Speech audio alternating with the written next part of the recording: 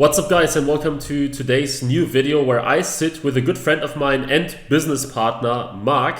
He will tell us a bit about his experience in e-commerce, and specifically we talk about product sourcing. So I get a lot of questions all the time. Where do I find products? How do I find good products? What are the best sites to find them? And for this exact reason, I invited Marc here to the channel today, and he will hopefully answer a lot of these questions for you.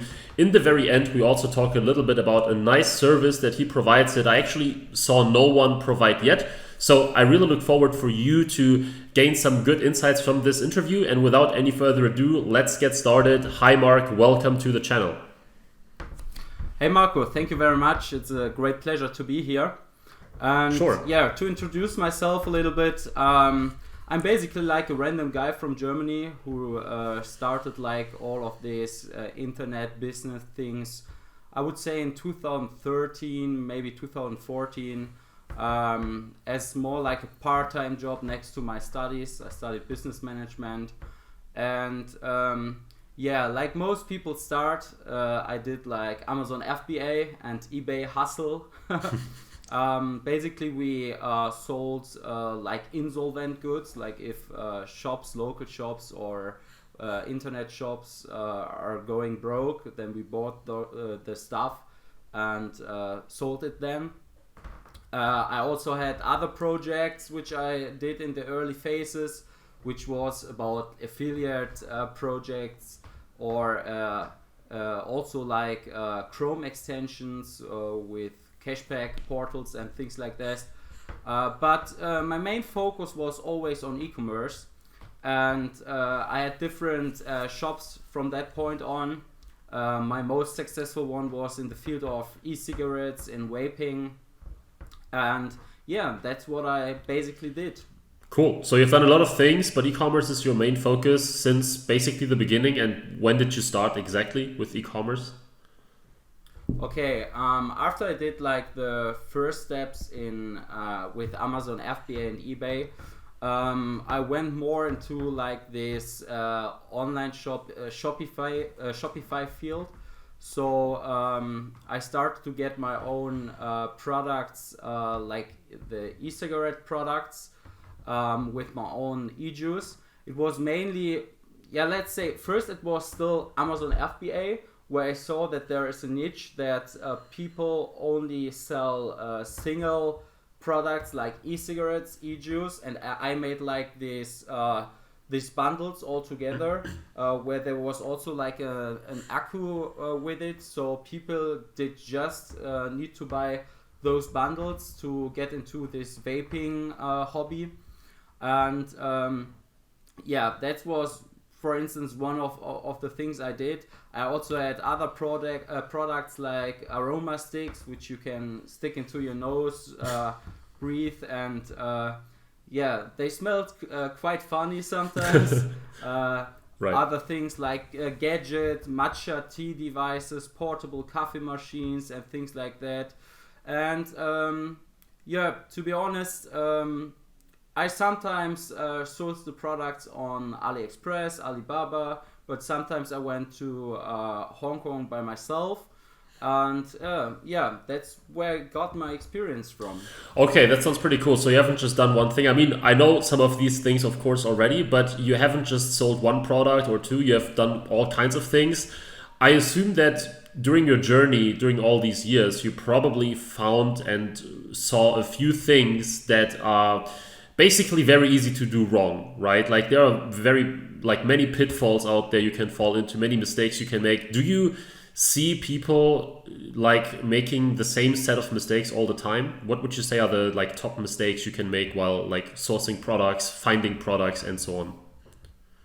Yeah, first of all, it is to say that the times were easier at these days, like when I was doing it from 2013 and all the things. So everything got more competitive, and the things I see that most people have issues with the products instead of the online marketing. but I go to it like a little bit later. First, I would say that you should know like the advantages and disadvantages of the marketplaces you are within. So if it's Amazon or Shopify, for instance, even before or at the moment you source the products. So for instance, when I said I did like those bundles, it is perfectly working for Amazon, for instance. Yeah, and often you don't need to put a big focus on branding. So it's always more like the functionality or things. So if you go to Shopify, people want to have like a coherent branding. They want to see your shop on Instagram and try to catch like the feelings you sell there.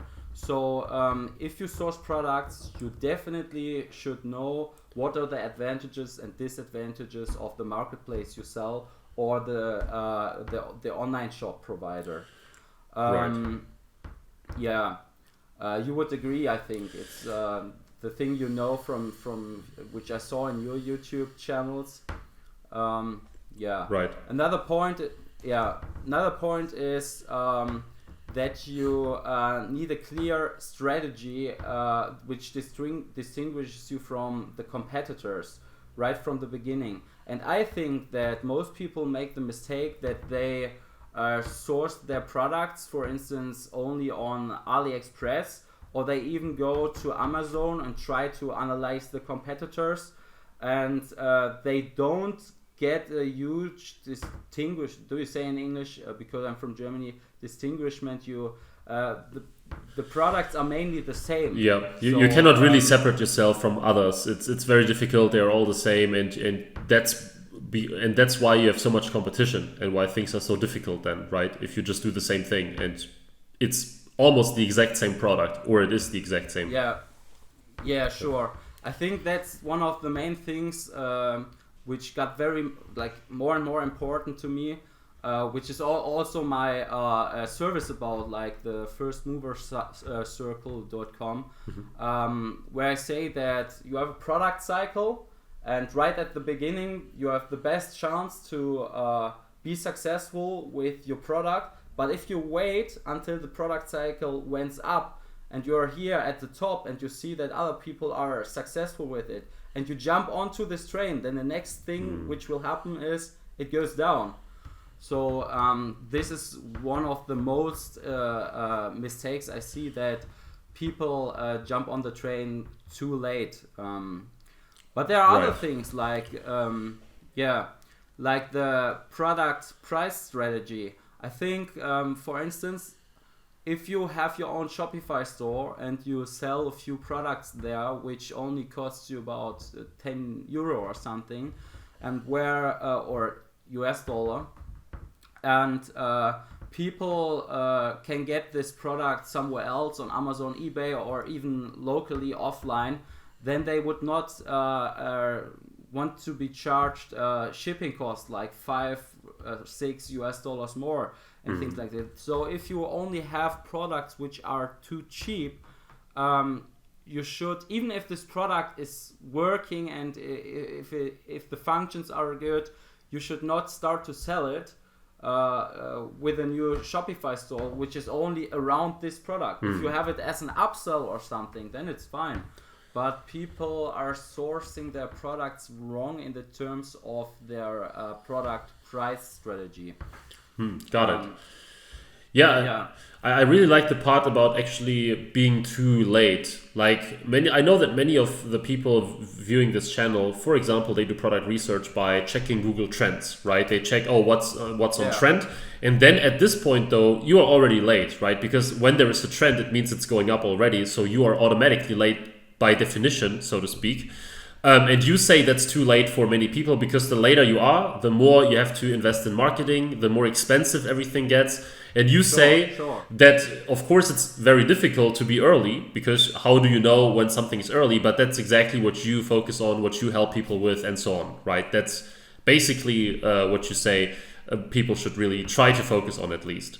Being early and pricing, as you said, and those other things.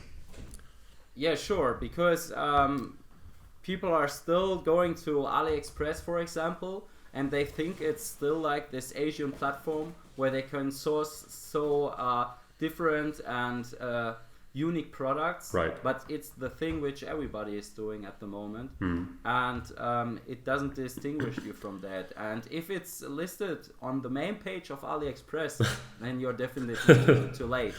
Right. For instance, we talked a few days before about the things. What would you say about Alibaba, AliExpress? How would you work with those platforms? For instance, I think that Alibaba is a good platform if you want to source for manufacturer after you sourced the product, for instance. That's what I did.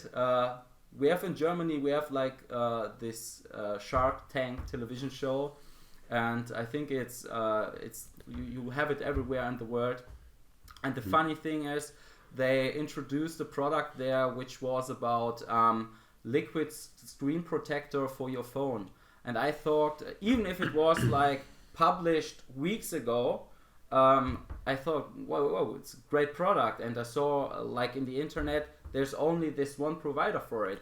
The first thing I did was I went to Alibaba, I searched for the product, and there were 3 people who offered it to that time, and I started to produce it and sold it very good on Amazon.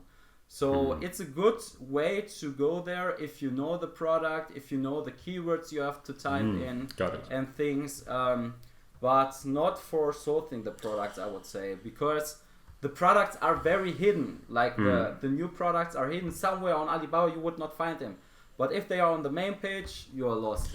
Right. So you cannot really get there to get inspired. You get there because you have something in mind already, and you say, I need this, but not forgetting that, what's hot today? Let's see, and what's on the main page. Got it. Yeah, that makes perfect sense. But it also means that when you have an interesting product like the screen liquid you mentioned, then you need to be ready to start fast, right? When you see an opportunity, you have to say, okay, now I do it, because else I could imagine when you did it, like 2 days later, there were 50 sellers probably.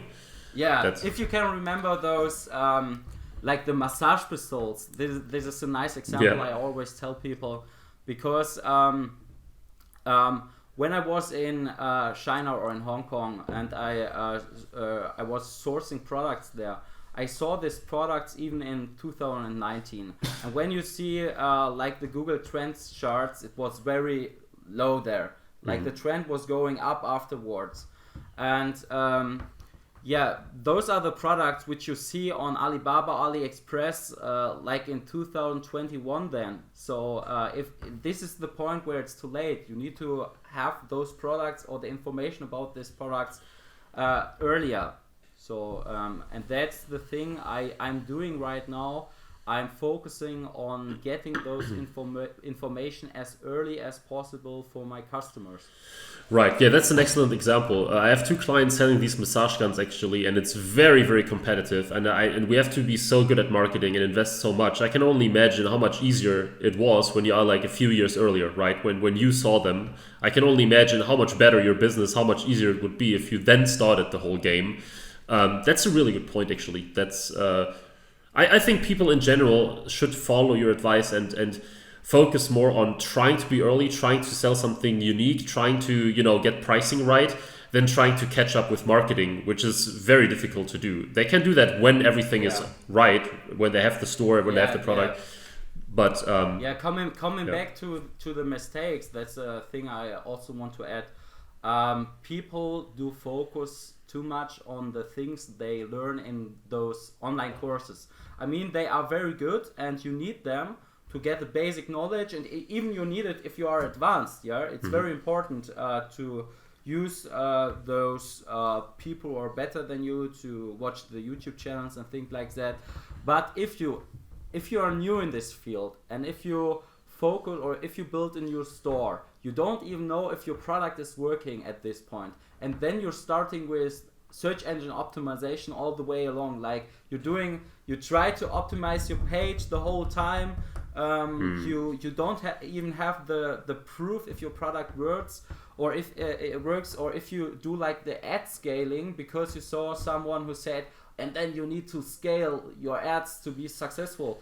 Those are the things which you need to do in a later step, if you know the product is working, and I would say that overestimate like the things you're doing with the marketing and website building and things like that. This is one of the mistakes lots of people doing instead of sourcing the right products to the right time. Okay, yeah, that makes perfect sense. Well, cool. Having spoken about the negative side a lot now and the common mistakes, do you also have something like, golden tips or things like, hey, this is what you should try? I guess it's just the opposite of what we just discussed, like be early, focus on time, focus on pricing, etc. Would you say, though, there are like certain hacks or tips or things people can like implement quickly to see more success with sourcing and selling later on then also? Yeah, I think one of the biggest trends at the moment is like dropshipping, for instance. Let's go to this topic a little bit because it's easier to explain with it. Mm-hmm. For instance, if you are a dropshipper, you should or you can use AliExpress for early phases, to start a business very lean, to get like the proof of concept. Get your first sales, but then you should change to producing your own products, and then you have to get good manufacturers and things like that. And if you're getting bigger, you definitely have to you need new contacts to manufacturers, and that's the thing where I would say you should definitely go by yourself, or you have like a product sourcing agent who goes for you to the manufacturers in China, Asia, and things like that. So that's very recommendable. But to have, like you said, like golden tips, I would say like 3 golden tips. It's maybe the branding opportunity. Mm-hmm. You should have in mind when you source products. Like if you see a product and for instance, other people are selling it at the moment, but you have like an opportunity to sell it to another niche, then you should go there, make a better branding, make a branding for that niche, and then you can distinguish, even if you are a little bit early at this stage, at the product lifecycle stage. But the most recommendable thing is to check those products very early. Another point is checking the functionality, like the quality, but I think this is quite obvious. And of course, like as I said before, like the price strategy. Mm-hmm. I would say this is the third thing, the price strategy, because if you cannot earn money with it, it doesn't make sense for you. Right. Yeah, that's pretty true. And I guess with sourcing, it's not as with some ads where you say, hey, do this campaign type that no one is using, and that's very important.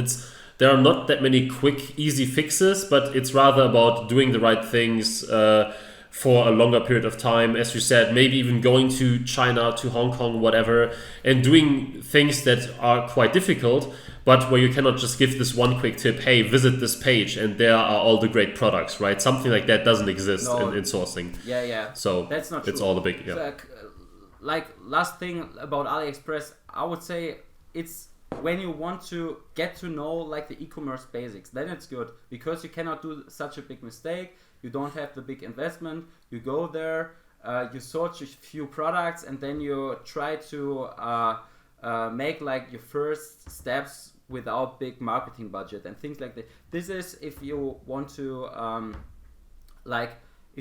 minimize your mistakes you do in e-commerce basics. But the step afterwards, in nowadays times, it's like sourcing the products from your manufacturer in China or Asia. If you get more advanced, because like everything else is like way too competitive at the moment. Right, and because of that, this brings me to my next question, because everything is getting more competitive and more difficult. What would you say then, like if you start again today with a brand new project and say, hey, I want to sell something, you don't know yet what you want to sell, because I think many people watching this video, maybe they tried some stores, but nothing worked so far, or they want to do something new and they are like, I just want to do something that probably like generates sales. Well, if you were starting again today, what sort of steps would you take? What would be like the first thing you do, the second? Just a very, very brief summary if you start a new project. Yeah, okay. So it's like for more for the beginners. I'm doing also like my customers are also kind of advanced. They source the products with me together because they know that the products can be or have a high potential to be successful. But for the beginners, I would say get to know the basics of e-commerce, get to know them from YouTube, from online courses. Try to get most of your praxis or practice knowledge with something like dropshipping, for instance, where you don't lose much money. And if you are confident with it, even if you didn't earn much money with it, then you can do the next steps. Mm-hmm. You can either try to source your products like professionally, like I am doing it at the moment, or you can, like if your ecom business you started, your dropshipping business is successful, then you should go and produce your products on your own, build a brand, build a whole business around it, and don't lose your focus on the few sales you do with dropshipping, but start to thinking big again. Like people start dropshipping, then they have a few sales, but you have the potential, if you are within a niche, to build a big niche store around that dropshipping store then. And then you should manufacture by your own. That's the things or that's the strategy I would start a business if I was a beginner at the moment. I would say it like this. Yeah. Okay, so I see sourcing is pretty complicated. It's something that not many people want to do that much because it's not as sexy as advertising or marketing, but it has to be done, of course, and it has to be done properly if you want to be successful with it. What I would really like to learn more about is the service you mentioned several times now, because it's nothing that you see every day, like Facebook ad services or Google ads or something. It seems to be very unique, and I know a little bit about it, but tell us a bit more now on this channel about what you offer. Like, what is it that you do with people? Who are you working with? And what does your service include? Like, how can people expect help from you? Okay. First of all, it's called like firstmoverscircle.com. And it's basically a service where you get product reports of the newest products directly from the exhibitions in Asia. Like for instance, in October this year in 2022, there are two main exhibitions which are called the Mega Show and the Global Sources Exhibition. And those are the events where you can get like the newest gadgets, like the newest innovations in different kinds of niches. And I would say that this for even like if you think about it, Mega Show and Global Sources, did you know that? I think, or have you heard about it? I think it's, I mean, people even don't know it, even if they are like in this e-commerce business. Right. And that's what everything is about. Like the professional guys, they are going there to sort their products. And basically the thing I'm doing is putting together like product reports which people can use to get like the newest products earlier than their competitors. And basically you get like a PDF with informations about all the products which I think are very interesting to sell on your market. And because I can add my e-commerce knowledge to it, I can put in information like the different strategies you can use those products. Is it just a simple Amazon product you can use as a Amazon seller who has hundreds of different products and you just add another one? Or is it a product you can build a whole brand around it? Like it has the potential to be something bigger. And that's basically I'm doing there with the business. I go there to the exhibitions. I drive there for people or fly there for people, and they can save money. Like they don't have to spend money on the flight. They don't have to spend money on the accommodations, on the entrance fees. the travel planning, the visa, and things like that. And they got all of my knowledge to get good products. And I think that is, to be honest, this is something people search when they actually going to AliExpress. I mean, they are going to the main page, and the thing they want that the product jump into their face, and they say, yeah, this is the product I want to sell. This is the product which is going to be successful. But you are wrong there on AliExpress. I would say that my service is way better because it's more individual and in real time. Like if this is the product cycle, you are there at the beginning. Right. So essentially, you allow people to get the hottest, newest products without personally going to Hong Kong, which no one wants to do because it's probably too much time, too expensive, and so on. So you say, hey, I go there for you. You pay me for the insights that I get there, and essentially, it's like a win-win because basically people now get all these insights at a fraction of the cost and in no time. Right. That's basically what you're saying. That's basically it. Yeah, you got it. Okay, yeah. Cool. Yeah, well, okay, that sounds pretty awesome.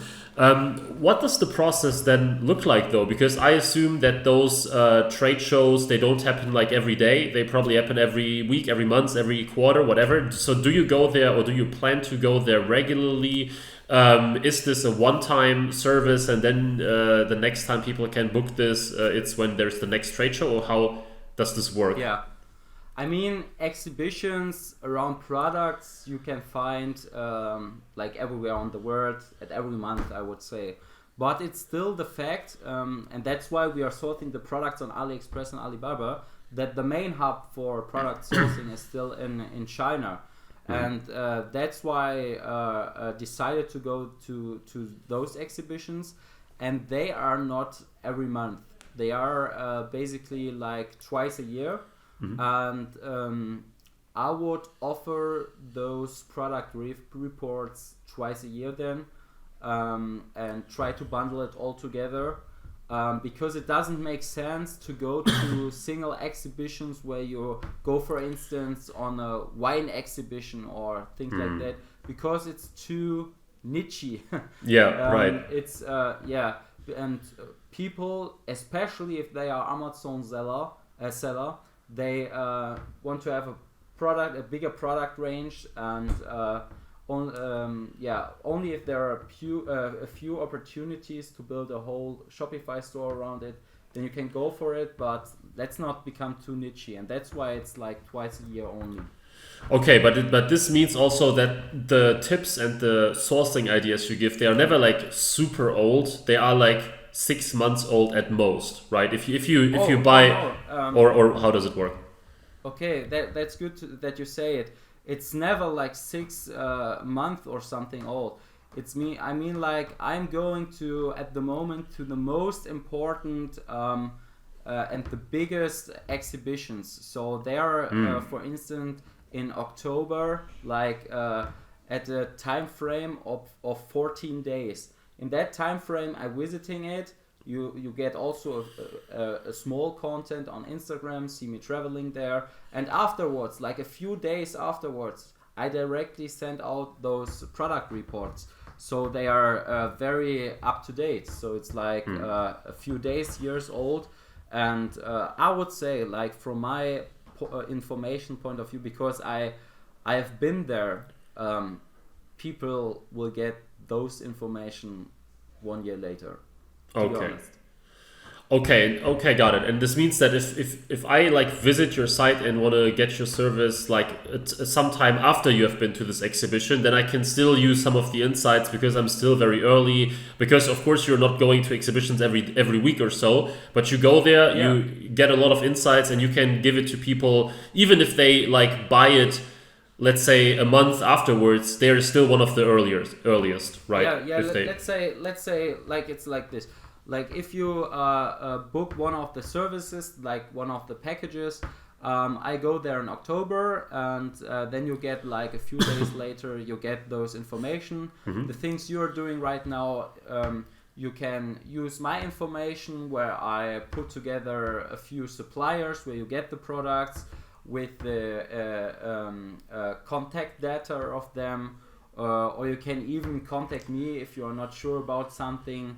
And then you're starting to get the product from China and start your online shop, your business, your branding around it, and you still have the time for doing it. And I promise you, you can be like one of the first guys doing it, because all the other guys, if you imagine, as I said before, if they see those information like 1 year later, they even need the time they are getting the products from China, and like you did, but you did it way earlier. Yeah, got it. Okay, you mentioned several packages or plans. What's the difference and what do you offer then? Yeah, because I focused mainly on those 2 events, or let's say 3 events. It's like distinguished in Mega Show 1, Mega Show 2, and then you have the Global Sources exhibition. You can book packages which are only for one of those exhibitions. It's only for people recommendable who are in a special niche, who have already a niche store. For instance, if they sell horse or equestrian accessories or something, and especially on one of those events they focus on those products, then I would say get one of those single packages. If you are sourcing products in general, I would take the all-in-one package, which is all of these 3 shows together, and it's still quite cheap, to be honest. Like if you compare it with the costs you have to go there on your own, and the knowledge I have to source the products for you and things like that, it's still a good thing to do.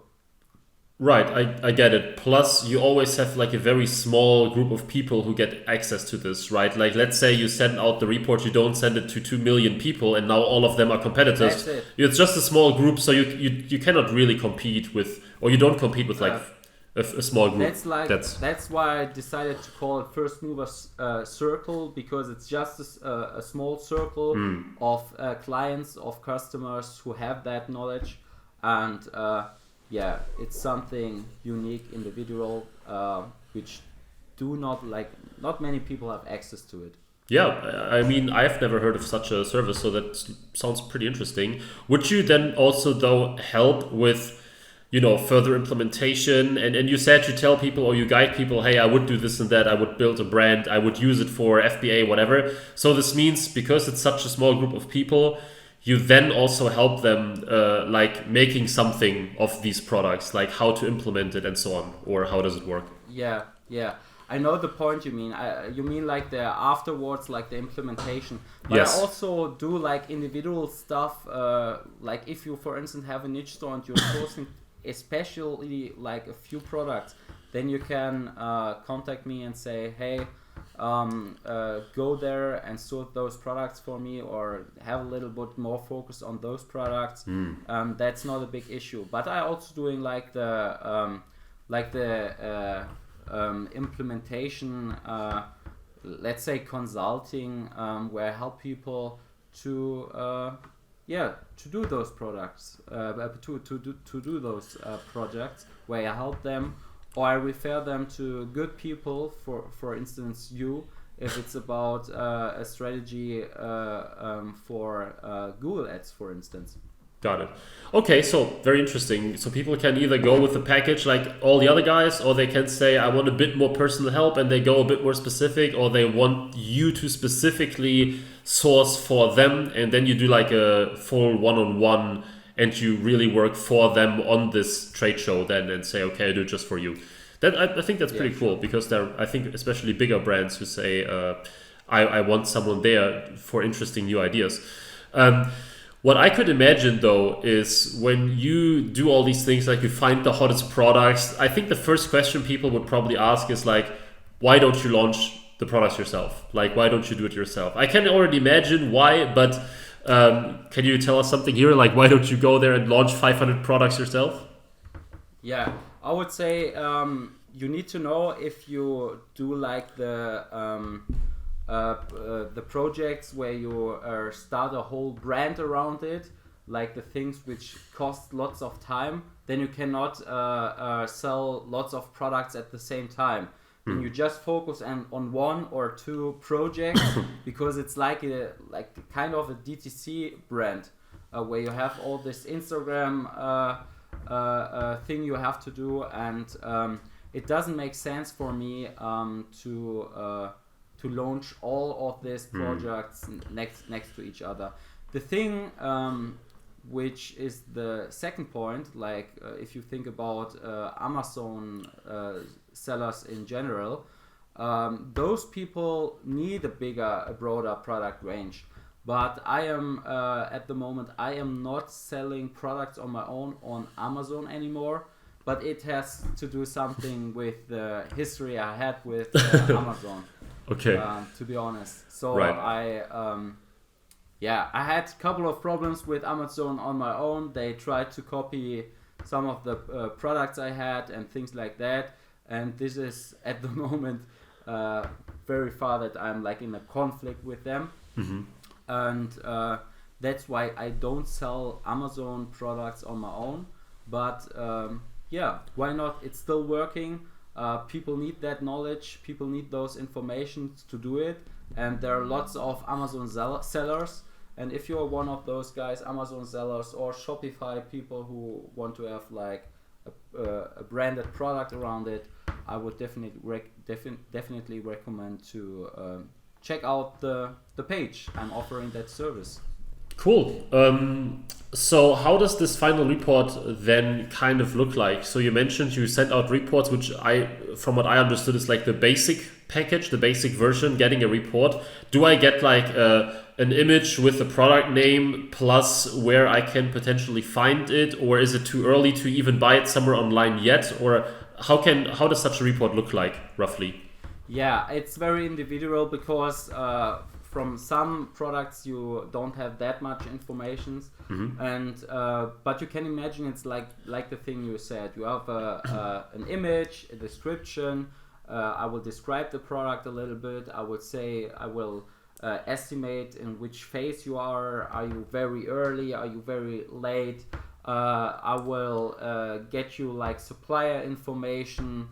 I will add some strategy about the pricing, for which price you should sell it, about the branding strategy, to which niche or which customer you should try to sell it, and things like that. There are lots of informations, like almost like a no-brainer for people who want to start a new ecom business, and everything you need. And if it's not added there, you can just contact me and I will help you. Okay, awesome.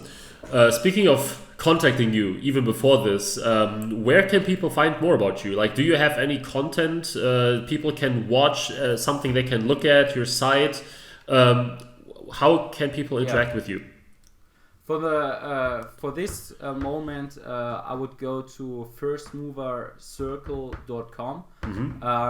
I add every information you need over there. You can also buy like the service there.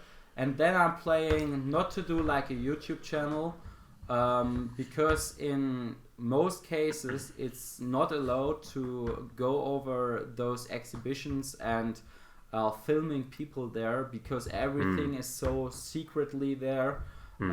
So the only thing I can do is like Instagram content, for instance, where I put in maybe short interviews with suppliers in Hong Kong, and get a few background information. But the content I offer there is not very let's say, or it's not the same content you have in the product reports, because it wouldn't be fair. I cannot publish those things afterwards anywhere on YouTube or anything else. That would just be unfair. That's not what I'm doing. It's just to getting to know my person, the traveling there, and some people I met over there.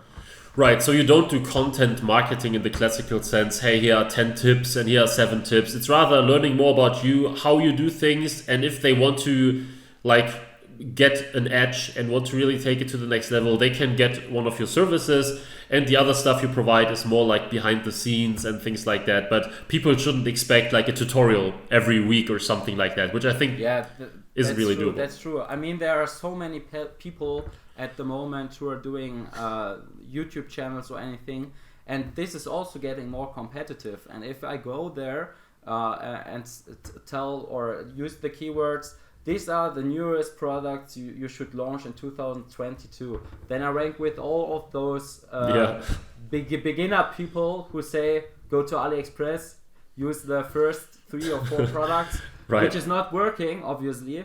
But my videos will not be there. So the ranking would be very bad. That's why I'm not doing it. Okay. Yeah. No, fair enough that you try to not put it somehow into this system, but you say, hey, it doesn't work that way, so I won't do it. I think that's perfectly fine. Cool. Well, that sounds like a really interesting service. Certainly something that when we started, you or I, years ago, that would have been very interesting to have access to, I'd say. Sure. So I will link your site definitely here below the video. People check it out if you are in the product research phase, or if you say I have a established general store or whatever and I want regular product ideas. I think that's an excellent way of getting them. And Marc, any final words, anything that we didn't cover? Is there anything left, or do you say, hey, it was long enough, we covered everything? Do you have any final words? It was perfectly fine, and thanks for the opportunity to being here. Yeah, thank you very much for all the info, and was a great call. People, really check it out if you want unique products and if you want to be early with something. Think of the massage gun. If you would be one of the first, this would be cool. So thank you very much for being here, Marc, and guys, don't forget to subscribe and like if you enjoyed this little interview here. And I look forward to see you in the next video again. Bye-bye. Thank you very much. I wish you all the best. Bye-bye. Thanks. Bye.